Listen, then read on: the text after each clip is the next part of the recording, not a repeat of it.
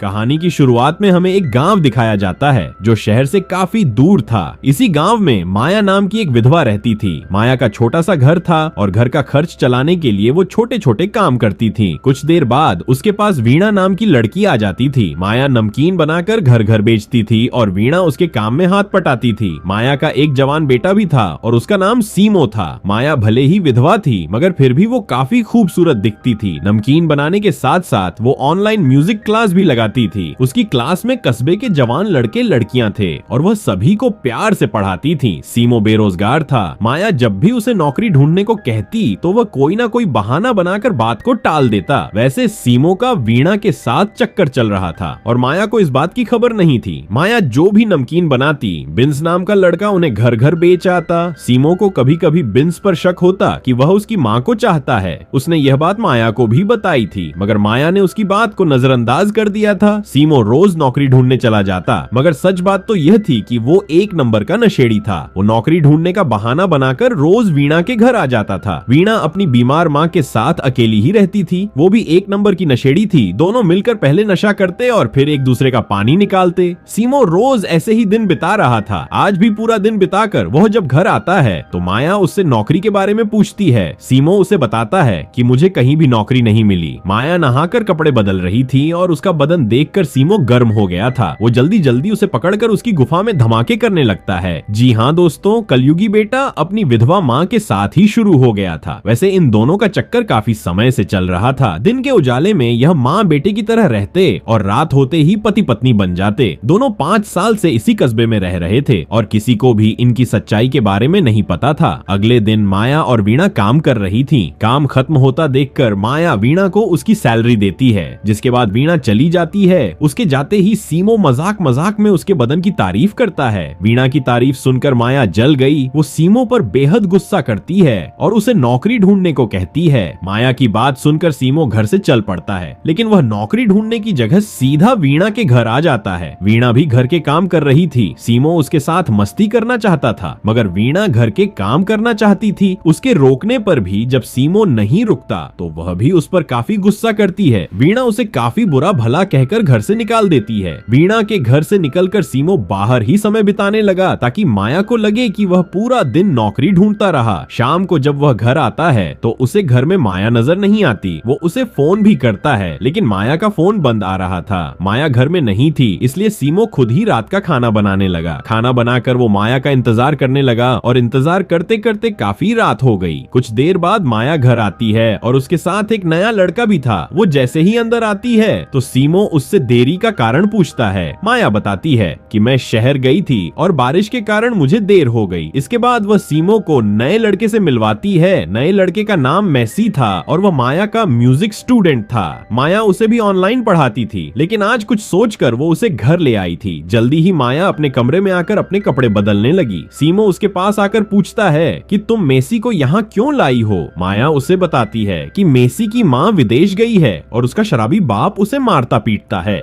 मुझे मेसी पर तरस आ गया इसलिए मैं उसे यहाँ ले आई। उसकी माँ जल्दी ही वापस आ जाएगी और फिर मेसी यहाँ से चला जाएगा। सीमो को मेसी का आना अच्छा नहीं लगा था लेकिन अब वो कुछ कर भी नहीं सकता था। जल्दी ही तीनों मिलकर खाना खाने लगे। मेसी सीमो से बात करने की कोशिश करता है मगर सीमो उसकी किसी भी बात का जवाब नहीं देता। खाने के बाद माया दोनों के लिए बिस्तर तैयार करने लगी और यह चीज भी सीमो को अच्छी नहीं लगती। वो माया के साथ सोना चाहता था लेकिन मेसी के कारण दोनों ऐसा नहीं कर सकते थे। अगले दिन जब सीमो नींद से जागता है तो वीणा और माया हंस हंस कर मेसी से बातें कर रही थी। सीमो को तीनों पर ही गुस्सा आने लगा मगर वह खुद पर काबू रखता है। जल्दी ही चारों मिलकर नाश्ता करने लगे। नाश्ते के दौरान मेसी गाना गाने लगता है लेकिन सीमो उसके गाने का मजाक उड़ाता है। कुछ देर बाद माया आराम कर रही थी। सीमो उसके पास आकर उसे गर्म करने की कोशिश करता है लेकिन माया उसे रोककर आराम करने को कहती है। माया की ना के बाद सीमो सीधा वीणा के घर आता है। मेसी भी यहीं था और सीमो को देखकर वह डर जाता है। वीणा उसे समझाती है कि तुम्हें डरने की कोई जरूरत नहीं, सीमो भी तुम्हारी तरह नशेड़ी है। इसके बाद तीनों मिलकर नशा करते हैं। नशा करने के बाद मेसी वीणा के साथ शुरू हो गया और दोनों को देखकर सीमो भी गर्म हो गया। जल्दी ही वह भी दोनों के पास आता है जिसके बाद दोनों लड़के मिलकर वीणा की गुफा में धमाके करने लगते हैं। अगले दिन भी दोनों लड़के वीणा के घर में थे। वीणा का झुकाव मेसी की तरफ बढ़ रहा था और सीमो को यह चीज पसंद नहीं आ रही थी। उसे मेसी से जलन होने लगी थी और वह दोनों को वहीं छोड़कर घर चला जाता है। माया जब उससे मेसी के बारे में पूछती है तो सीमो उसे बताता है कि वो वीणा के साथ मस्ती कर रहा है। सीमो की बात सुनकर माया सीधा वीणा के घर आती है और उसे मारकर कहती है, तुम बदचलन हो, आज के बाद मेसी से दूर रहना और मेरे घर भी मत आना। वीणा का जुलूस निकालकर वो घर आ जाती है। वो दोनों लड़कों को काम करने को कहती है ताकि वह बुरी संगत से बच सकें। उसकी बातें सुनकर मेसी नहाने चला जाता है, जिसके बाद माया सीमो से पूछती है कि क्या तुम भी वीणा के साथ मस्ती करते थे। पहले पहले तो सीमो मना करता है, लेकिन जब माया जोर देकर पूछती है तो वह मान जाता है कि वो भी वीणा की गुफा में पानी निकालता था। उसकी बात सुनकर माया बेहद गुस्सा करती है और उसे बुरा भला कहकर अपने काम पर लग जाती है। कुछ देर बाद सीमो उससे माफी मांगता है, मगर माया उसे माफ नहीं करती और उसे नौकरी ढूंढने को कहती है। उसकी बात मानकर सीमो कस्बे में घूमने लगा ताकि माया को लगे कि वह नौकरी ढूंढ रहा है। थोड़ी देर बाद जब सीमो घर आता है तो मेसी को माया के कमरे में देखता है। मेसी माया की टांगे दबा रहा था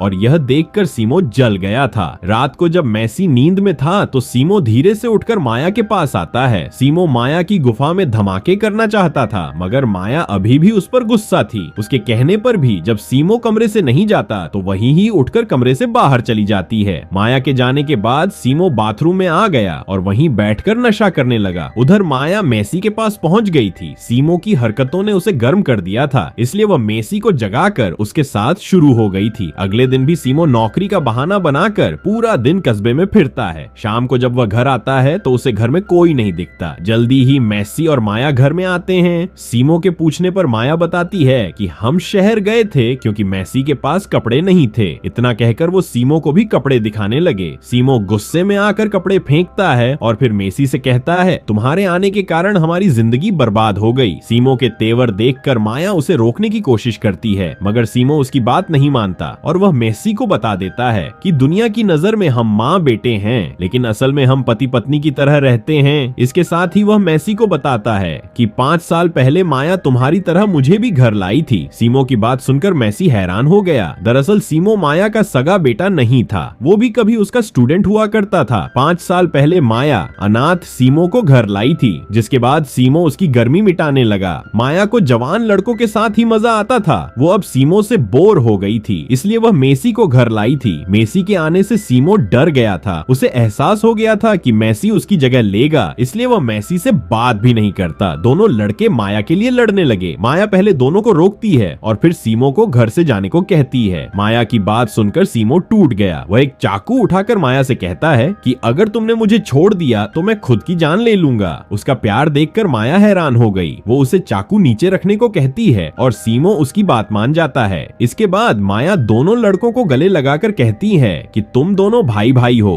कुछ देर बाद रात हो जाती है और दोनों लड़के माया का पानी निकालते हैं। अगले दिन माया कपड़े सुखा रही थी, जबकि दोनों लड़के कमरे में थे। सीमो अभी भी मेसी से जल रहा था, इसलिए वो उसे घर से चले जाने को कहता है। मेसी उसकी बात नहीं मानता, बल्कि उसे ही घर छोड़कर जाने को कहता है। मेसी की इस बात ने सीमो का दिमाग खराब कर दिया। वो पहले तो कुछ नहीं बोला, मगर फिर मौका देखकर चाकू उठा लेता है। माया अभी भी कपड़े सुखा रही थी और इसी बीच सीमो उसके पास आ जाता है। वो आते ही उसके बदन पर टूट पड़ता है और माया गर्म हो जाती है। माया अपनी ही दुनिया में खोई हुई थी और सीमो मौका देखकर चाकू निकालकर माया की गुफा में घुसा देता है। सीमो के इस हमले से माया की सांसें अटक गई थीं। वो धीरे धीरे तड़प तड़प कर मरती है और सीमो उसे मरते देखकर मजा लेता है। सीमो ने मेसी को भी मार दिया था। माया का झुकाव अब मेसी की तरफ बढ़ गया था और मेसी भी घर छोड़ने को तैयार नहीं था। बस इन्हीं 2 चीजों के कारण वो सीमो के हाथों मारे गई। कहानी के आखिर में सीमो कस्बा छोड़कर चला जाता है ताकि अपनी जिंदगी नए सिरे से शुरू कर सके और यहीं ये मूवी खत्म हो जाती है। ऐसी ही मूवीज के लिए आप हमें टेलीग्राम और इंस्टाग्राम पर फॉलो कर सकते हैं, जिसका लिंक डिस्क्रिप्शन में दिया हुआ है। और मूवी अच्छी लगी हो तो एक लाइक जरूर कर देना और ऐसे ही मूवीज के लिए हमारे चैनल को जरूर सब्सक्राइब कर लेना।